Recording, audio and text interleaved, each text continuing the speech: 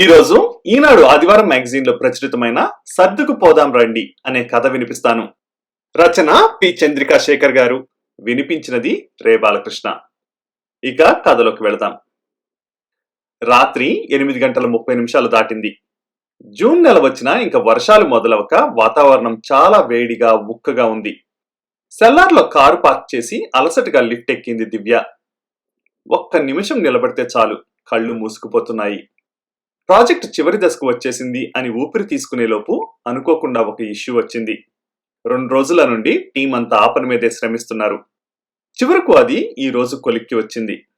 విపరీతమైన నిస్త్రాణగా ఉంది దివ్యకి. దానికి తోడు గంట నుండి తలనొప్పి, ఒళ్ళు నొప్పులు కూడా మొదలయ్యాయి. ఫ్లోర్లో లిఫ్ట్ ఆగగానే దిగి తన ఫ్లాట్లోకి నడిచింది. సాగర్ ఏం చేస్తున్నాడో అనుకుంటూ తన దగ్గరున్న కీతో లాక్ ఓపెన్ చేసి లోపలికి నడిచింది. సాగర్ హాల్లోనూ బెడ్రూమ్లోనూ కూడా లేడు. సిటౌట్ లోకి వెళ్ళింది దివ్య. అక్కడ తన పెయింటింగ్ కి మెరుగులు దిద్దుతూ దివ్య రాకని కూడా పట్టించుకునే స్థితిలో లేడు సాగర్. చిన్నగా నిట్టూరుస్తూ లోపలికి నడిచింది. వేడి నీళ్లతో స్నానం చేసి నైట్ డ్రెస్ వేసుకుని రాగానే కొద్దిగా రిలీఫ్ గా అనిపించింది. జుట్టుకు క్లిప్ పెట్టుకుంటూ డైనింగ్ టేబుల్ దగ్గరకు నడిచి గిన్నెలు మూత తీసి చూసింది. పొద్దున చేసి పెట్టిన ఐటమ్స్ అన్నీ అలానే ఉన్నాయి. కూరలన్నీ ఓవెన్ లో వేడి చేసి రైస్ కుక్కర్ మళ్లీ స్విచ్ ఆన్ చేసింది. సాగర్ లంచ్ కూడా చేయలేదంటే ఉసూరుమనిపించింది. అన్ని టేబుల్ పైన సర్ది మళ్లీ సాగర్ దగ్గరికి వెళ్ళింది దివ్య. ఇంకా అదే భంగిమలో ఉన్నాడు అతను. ఇంట్లో తన ఉనికి అతన్ని ఏమాత్రం డిస్టర్బ్ చేయలేదన్నమాట. సాగర్ గట్టిగా పిలిచింది దివ్య. అప్పుడు ఈ లోకంలోకి వస్తూ, హాయ్ దివ్య, చెప్పు, తల తిప్పకుండానే అడిగాడు సాగర్. భోజనం చేద్దాం రా, నువ్వు లంచ్ కూడా చేయలేదు, పిలిచింది. సారీరా, ఇంకో గంటలో నా పనయ్యాక తింటాను, నువ్వు తినేయి, చెప్పాడు సాగర్. అది కాదు అంటూ దివ్య ఏదో చెప్పబోతుండగా మొబైల్ రింగ్ అయింది. సాగర్ ఫ్రెండ్ అనిల్ కాల్ చేస్తున్నాడు. ఫోన్ లిఫ్ట్ చేసి, హలో అనిల్, ఎలా ఉన్నావు అంది దివ్య. నేను బాగున్నాను గాని ఏమైపోయాడు వీడు? పొద్దున్నుంచి కాల్ చేస్తున్నా లిఫ్ట్ చేయడే. నాకు రెజ్యూమ్ పంపాడు కదా, నేను అది చూపించి మా బాస్తో మాట్లాడాను. సాగర్ని ఈరోజు వచ్చి కలవమన్నారు ఆయన. ఆ మాట వాడితో చెప్పాలని మార్నింగ్ నుండి కాల్ చేస్తుంటే రెస్పాన్స్ లేదు. ఈ రోజు మా బాస్కి ఏదో సర్ది చెప్పాలే, కానీ రేపు మాత్రం వాడిని తప్పక వచ్చి కలవమను. లేట్ చేస్తే ఆఫర్ మిస్ అవ్వచ్చు, చెప్పాడు అనిల్. సారీ అనిల్, నేను మాట్లాడి రేపు తప్పక పంపుతాను, చెప్పింది Divya. Okay bye, good night. Call cut చేశాడు అనిల్. ఒక్కసారిగా కోపం, ఉక్రోషం ఉవ్వెత్తున ఎగిసిపడ్డాయి దివ్యలో. విసురుగా సాగర్ దగ్గరికి వెళ్ళింది. సాగర్, ఒకసారి ఇటు చూడు, నీతో అర్జెంటుగా మాట్లాడాలి, విసురుగా అంది దివ్య. కాసేపు ఆగు దివ్య, తర్వాత మాట్లాడుదువు గాని, సీరియస్ గా చెప్పాడు సాగర్. అంతే, ఆగ్రహం కట్టలు తెంచుకుంది దివ్యలో. తనేం చేస్తుందో తెలియని ఆవేశంలో అక్కడున్న కలర్స్ ప్లేట్ ని ఎత్తి నేలకేసి కొట్టింది. మొత్తం రంగులన్నీ అక్కడ చిందడమే కాక కొన్ని రంగులు సాగర్ వేస్తున్న పెయింటింగ్ పైన చిమ్మినట్లుగా పడ్డాయి. నిమిషంలో ఆ అందమైన బొమ్మ కాస్త రంగులతో వికృతంగా మారిపోయింది. నిశ్చేష్టుడయ్యాడు సాగర్. జరిగింది అర్థమయ్యేసరికి అతనిలో కోపం కట్టలు తెంచుకుంది. దివ్య, నువ్వేం చేస్తున్నావో నీకు అర్థమవుతోందా? గట్టిగా అరిచాడు. అసలు నువ్వేం చేస్తున్నావో నీకు తెలుస్తోందా? జాబ్ కోసం ఎన్ని రోజుల నుండి వెయిట్ చేస్తున్నాం? మంచి ఆఫర్ వస్తే నువ్వు ఫోన్ లిఫ్ట్ చేయకుండా రంగులు పులుముకుంటూ కూర్చున్నావు, కోపంగా అంది దివ్య. దివ్య, నీకు తెలుసు కదా, నేను ఒక పెయింటింగ్ మొదలు పెడితే అది పూర్తయ్యేదాకా ఆ మూడ్లోంచి బయటికి రాలేనని, చెప్పాడు సాగర్. తెలుసు సాగర్, నీలోని ఆ కళను చూసే నేను ఇష్టపడి కోరి నిన్ను పెళ్లి చేసుకున్నానని కూడా తెలుసు. కానీ ఇదొక్కటే మన అవసరాలు తీర్చదు సాగర్. సంసారం అంటే ఎన్ని ఖర్చులు ఉంటాయి, వాటికి తోడు ఫ్లాట్కి, కార్కి ఈఎంఐ కట్టాలి. ఇవన్నీ నా ఒక్కదాని వల్ల ఎలా అవుతాయి? ఆలోచించవా నువ్వు? కోపంగా అడిగింది దివ్య. నేను నా ప్రయత్నం చేస్తూనే ఉన్నానని తెలుసుగా దివ్య, నాకు మాత్రం బాధ్యత తెలియదా? బాధగా అడిగాడు సాగర్. ఏమో సాగర్, నాకైతే నువ్వు సిన్సియర్గా ట్రై చేస్తున్నట్లు కనిపించడం లేదు. సోమరిపోతులా ఇంట్లో కూర్చుని రోజల్లా రంగులు పూసుకోవడానికి అలవాటు పడిపోయావు. నీలాంటి బాధ్యత లేని వాడిని పెళ్లి చేసుకుని తప్పు చేశాననిపిస్తోంది. ముందు ఉద్యోగం సంపాదించి అప్పుడు మాట్లాడు, విసురుగా అనేసి లోపలికి వెళ్ళిపోయింది దివ్య. డైనింగ్ టేబుల్ దగ్గర కూర్చుని ఏదో తిన్నాననిపించి లేచింది. మళ్లీ సిటౌట్లోకి వచ్చింది. అక్కడ సాగర్ లేడు. హాల్లోకి వచ్చి చూసింది. చెప్పుల స్టాండ్లో అతని చెప్పులు కూడా లేవు. అంటే బయటికి వెళ్ళిపోయాడన్నమాట. పోతే పోని, ఎక్కడ ఎక్కడికి వెళ్తాడు? కాసేపటికి తానే వస్తాడు కోపంగా అనుకుంది దివ్య. ఆఫీస్లో చికాకులన్నీ తన మెదడులో తిరుగుతుంటే ఇక అంతకన్నా ఆలోచించలేకపోయింది. సాగర్ దగ్గర ఇంకో కీ ఉంటుందని తెలుసు కాబట్టి డోర్ లాక్ చేసి బెడ్రూమ్లోకి వెళ్లి పడుకుంది. తెల్లవారి కాలింగ్ బెల్ మోతకి మెలకువ వచ్చింది దివ్యకి. అతి కష్టం మీద మంచం దిగి వెళ్లి డోర్ తీసింది. వచ్చింది పని మనిషి వనజ. ఏమ్మా ఇంక లెగలేదా అనుకుంటూ లోపలికి వచ్చింది. ఏమీ మాట్లాడే ఓపిక లేక వచ్చి సోఫాలో పడుకుంది దివ్య.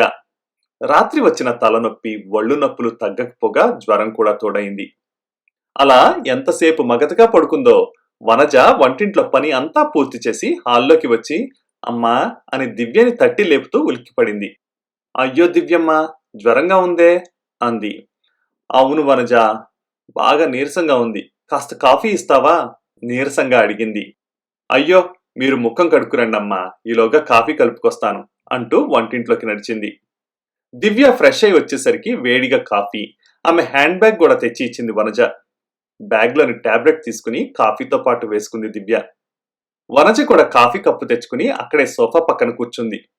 ఒక పావు గంటకి కొంచెం రిలీఫ్ గా అనిపించింది దివ్యకి. తరువాత ఆఫీస్కి కాల్ చేసి లీవ్ చెప్పేసింది. అమ్మా బాగా నీరసంగా ఉన్నారు, నా పనులన్నీ అయిపోయాయి, మీకు వంట చేసి పెట్టి వెళ్తాలేండి ఈ పూటకి అంటూ లోపలికి వెళ్ళింది వనజ. అలాగే ఆలోచిస్తూ కూర్చుంది దివ్య. కుక్కర్లో అన్నం, ఇంకో స్టవ్ పైన పప్పు పెట్టి బెండకాయలు తీసుకుని వచ్చి సోఫా పక్కన కూర్చుని కట్ చేయసాగింది వనజ. అప్పటిదాకా వనజ నుదిటి మీద ఉన్న ప్లాస్టర్ ని గమనించలేదు దివ్య. ఏమైంది వనజ, ఆ దెబ్బేంటి ఆందోళనగా అడిగింది. ఏం లేదమ్మా, రాత్రి మా ఆయన తాగొచ్చి గొడవ చేశాడు, అనుకోకుండా నన్ను కొట్టాడు, తల మంచానికి తాకి దెబ్బ తగిలింది చెప్పింది వనజ. అదేంటే అలా తేలిక చెబుతున్నావు, అయినా పెళ్ళాన్ని కొట్టడం ఏంటి, నువ్వెందుకు ఊరుకున్నావు అసలు కోపంగా అంది దివ్య. ఆడు మంచోడేనమ్మా, ఏదో ఈ మధ్యన పరిస్థితులు బాలేక అలా తయారయ్యాడు చెప్పింది వనజ. అయితే మాత్రం 4 రోజులు తిండి పెట్టకు, ఇంట్లోకి రానియకు, దెబ్బకి దారికొస్తాడు కసిగా చెప్పింది దివ్య. కూరలు కోయడం ఆపి తలెత్తి దివ్య ముఖంలోకి చూసింది వనజ. అంత మాట అనకండమ్మా, ఆడి గురించి మీకు పూర్తిగా తెలీదు. ఒకప్పుడు ఫ్యాక్టరీలో చిన్న ఉద్యోగం చేసేవాడమ్మా, బాగానే సంపాదించేవాడు, నన్ను పనికి కూడా వెళ్ళొద్దనేవాడు. పిల్లలు లేరు కదా, రోజంతా ఇంట్లో ఖాళీగా ఏం చేస్తాను అని నేనే ఆయన ఒప్పించి పని చేస్తున్నాను. ఉద్యోగం చేసేటప్పుడు ఇంట్లోకి అన్ని ఏ లోటు లేకుండా తెచ్చేవాడు, నేను ఏది కావాలన్నా కొనిచ్చేవాడు, నన్నెంతో బాగా చూసుకునేవాడు. ఈలోక ఏదో గొడవలయ్యి ఆ ఫ్యాక్టరీ మూసేశారు, ఈడు ఉద్యోగం పోయింది, అంతే అప్పటినుంచి పిచ్చోడైపోయాడు. నేను సంపాదించి తెస్తుంటే కూర్చుని తింటున్నానని కుమిలిపోతున్నాడు. అప్పటికీ చెబుతూనే ఉన్నానమ్మా బాధపడొద్దని, అయినా మగోడు కదమ్మా, పెళ్ళాం సంపాదన తినాలంటే మనసుకి కష్టంగానే ఉంటుంది. నిన్న ఇంటి ఓనర్ వచ్చి అద్దె కట్టలేదని నాన్న రచ్చ చేసిపోయాడు, ఆ బాధలో తాగేసొచ్చాడు. ఎందుకు తాగావని నిలదీశాను, మాట పెరిగింది, ఇదిగో ఇలా జరిగింది చెప్పింది వనజ. అలానే వింటోంది దివ్య. ఒక్క నిమిషం ఆగి మళ్ళీ చెప్పసాగింది వనజ. దివ్యమ్మ, ఉద్యోగం పోయి చేతిలో డబ్బులు లేక పెళ్ల మీద ఆధారపడి బతుకుతున్నానన్న బాధలో అలా తయారయ్యాడు గాని అడు చాలా మంచోడమ్మా. ఈ 8 ఏళ్లలో నన్ను పల్లెత్తి మాట అనలేదు. మత్తు దిగాక నా దెబ్బ చూసి కన్నీరెట్టుకున్నాడు, డాక్టర్ దగ్గరికి తీసుకెళ్లి మందిప్పించాడు. ఆడి బాధను అర్థం చేసుకోకుండా నేను కూడా ఆడిని సతాయిస్తే ఆడేమైపోవాలి? మొగుడనేవాడు సుఖంలోనే కాదు కష్టంలోనూ మొగుడే కదమ్మా. కష్ట సుఖాలు ఒకరికొకరు పంచుకోకుంటే ఎలా? అన్ని రోజులు ఒకేలా ఉండవు కదమ్మా. మళ్ళీ ఆడికి మంచి రోజులు వస్తాయని ఆశతోనే ఉన్నానమ్మా అని తరిగిన బెండకాయలు తీసుకుని లోపలికి వెళ్లిపోయింది వనజ. చెంప మీద చెళ్ళును ఎవరో చరిచినట్లయింది దివ్యకి. అప్పటికే టాబ్లెట్ కూడా పనిచేసిందేమో. తలనొప్పి తగ్గి ఒళ్ళంతా చెమటలు పట్టాయి. కొంచెం నీరసం, నిన్నటి మగతా తగ్గి మెదడు కూడా చురుగ్గా పనిచేయడం మొదలుపెట్టింది. అవును, రాత్రి ఏం జరిగింది? తను సాగర్ పట్ల ఎందుకని అంత దురుసుగా ప్రవర్తించింది? వనజ చెప్పేవన్నీ తన విషయంలో కూడా నిజమేగా. సాగర్ జాబ్లో ఉన్నప్పుడు ఇంటి ఖర్చులన్నీ తనే చూసుకునేవాడు, ఇంట్లోకి ఏది లోటు చేసేవాడు కాదు. అప్పట్లో తనకన్నా అతనికే ఎక్కువ జీతం. తను ఏదో చిన్న చిన్న ఖర్చులకి వాడి మిగతాదంతా తన సేవింగ్స్ లో దాచుకునేది. ఏ రోజు నీ జీతం ఎంత, ఏం చేస్తున్నావు అని అడగలేదు. ఆర్థిక మాంద్యం కారణంగా కంపెనీలోంచి హై శాలరీ ఉన్న వారందరినీ తీసేశారు. అందులో సాగర్ కూడా ఒకడు. ఆ డిప్రెషన్లోంచి బయటపడడానికి తనకిష్టమైన పెయింటింగ్ ని ఎంచుకున్నాడు. చిన్నా చితక కంపెనీ ఇంటర్వ్యూలకు అటెండ్ అయ్యాడు, కానీ అతనికి నచ్చలేదు. తనకున్న కెపాసిటీకి, ఎక్స్పీరియన్స్కి ఇంకా మంచి కంపెనీలో వస్తుందని తన నమ్మకం. అదే ధైర్యంతో వేచి చూస్తున్నాడు. కానీ మరి తనేం చేసింది? ఇటువంటి సమయంలో అతనికి అండగా ఉండి ధైర్యం చెప్పాల్సింది పోయి అవమానించింది. అసలు తాను సాగర్ని ప్రేమించిందే అతనిలోని ఆ చిత్రకళని చూసి. తాను ఒక అనాథ అని తెలిసి వాళ్ళ ఇంట్లో పెళ్లికి ఒప్పుకోకుంటే అందర్నీ కాదని బయటికి వచ్చేసి తనని పెళ్లి చేసుకున్నాడు. అలాంటి మనిషితో తాను ఎంత అమానుషంగా ప్రవర్తించింది, ఎంత మూర్ఖంగా మాట్లాడింది. ఛీ! చదువులేని వనజకు ఉన్నపాటి జ్ఞానం కూడా తనకు లేదు. ఎక్కడున్నాడో ఏమో. అప్రయత్నంగా మొబైల్ చేతిలోకి తీసుకుంది. ఫోన్ సైలెంట్ లో పెట్టినట్లుంది. రాత్రి చిరాకులో సాగర్వి 3 మిస్డ్ కాల్స్ ఉన్నాయి. వెంటనే కాల్ చేసింది. రెండో రింగుకే లిఫ్ట్ చేశాడు సాగర్. హలో దివ్య, ఫోన్ తీయకపోతే నా మీద కోపం తగ్గలేదనుకున్నా. సారీరా, రాత్రి పాపం నువ్వు వర్క్ టెన్షన్ లో ఉండి ఎంత అలసిపోయి వచ్చావో. నీ చిరాకుని అర్థం చేసుకోకుండా నిన్ను బాధ పెట్టాను. నేను చేసిన తప్పే. ఇప్పుడే అనిల్తో వాళ్ళ ఆఫీస్కి వెళ్తున్నాను. రాత్రి వాడి దగ్గరే ఉన్నాను. పొద్దున్న లేస్తూనే రాత్రంతా నేను ఇంటికి రాలేదని నువ్వెంత కంగారు పడ్డావో అనిపించి కాల్ చేశాను. ఇంకా ఏదో చెప్తున్న సాగర్ మాటలకు అడ్డుపడుతూ, సాగర్, రాత్రి భోజనం చేశావా? థ్యాంక్ గాడ్, నువ్వు సేఫ్ గానే ఉన్నావు కదూ. ఇంటర్వ్యూ అవన్నీ తర్వాత చూసుకుందాం గాని ముందు నువ్వు త్వరగా ఇంటికి రా. నేను లీవ్ పెట్టి ఇంట్లోనే ఉన్నాను. చిన్నా చితక ఉద్యోగాలు, తక్కువ జీతంతో నీకు నచ్చని చోట రాజీపడి పనిచేయవలసిన అవసరం లేదు. నా సేవింగ్స్ ఉన్నాయిగా. ప్రస్తుతానికి కొన్నాళ్ల వరకు మనకు ఎలాంటి ఇబ్బంది లేదు. నీ అర్హతకి తగిన జాబ్ దొరికినప్పుడే చేద్దువు గాని. నేనే నా ప్రవర్తనకు నీకు సారీ చెప్పాలి. ప్లీజ్ వెంటనే ఇంటికి రా సాగర్, అద్దింపుగా చెప్పింది దివ్య. ఏమైంది దివ్య, లీవ్ ఎందుకు పెట్టావు? ఒంట్లో బాగాలేదా? నేను అసలు నీకు రాత్రి కాల్ చేయాల్సింది, పొరపాటు చేశాను. సరే, ఇప్పుడే బయలుదేరుతున్నా అంటూ కాల్ కట్ చేశాడు సాగర్. అమ్మగారు, వంట పూర్తయింది, నేను వెళ్ళొస్తా అంటూ వచ్చింది వనజ. అప్రయత్నంగా వనజ 2 చేతులు పట్టుకుని థ్యాంక్స్ వనజ అంది దివ్య. చిత్రంగా చూస్తూ బయటకు నడిచింది వనజ. ఆమెను పంపి తలుపు వేసి హుషారుగా లోపలికి నడిచింది దివ్య. మబ్బులు వెలిసిన ఆకాశంలా ప్రశాంతంగా, నిర్మలంగా ఉంది ఇప్పుడు ఆమె మనసు.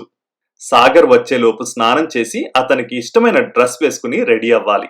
ఈ రోజు తన చేతులతో అతనికి స్వయంగా భోజనం వడ్డించాలి. అవును మరి, ఇద్దరూ సర్దుకుపోతుంటేనే కదా అది అసలైన దాంపత్యం. బీరువాలోంచి రోజా మొగ్గలున్న తెల్ల చీర తీసి మంచం మీద పెట్టి చిరునవ్వుతో బాత్రూం వైపు నడిచింది దివ్య. సర్దుకుపోదాం రండి. ఈ కథ ఇంతటితో సమాప్తం. మరిన్ని ఆసక్తికరమైన కథనాల కోసం ఈనాడు ఆదివారం మ్యాగజైన్ చదవండి.